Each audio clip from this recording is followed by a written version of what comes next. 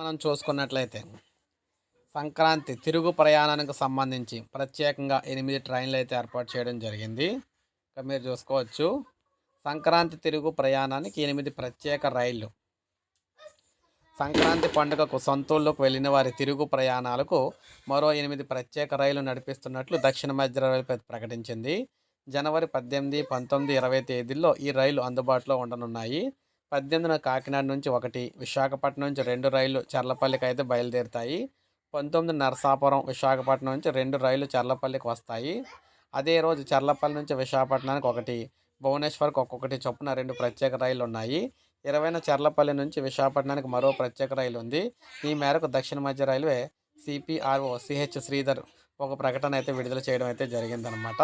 అంటే మొత్తంగా అక్కడానికి 8 ట్రైన్లు, స్పెషల్ ట్రైన్లు అయితే వేస్తున్నారు. 18, 19, 20 3 రోజులకు స్పెషల్‌గా 3 ట్రైన్లు అయితే ఏపీకి అయితే కనెక్టివిటీ అయితే ఇవ్వడం అయితే జరిగిందనమాట ఏపీ ప్రజల కోసం. సో, ఇది మనకు అప్డేట్. ఒక లైక్ చేయండి, సబ్స్క్రైబ్ చేసుకోవద్దు. మన ఛానల్ సబ్స్క్రైబ్ చేసుకోండి.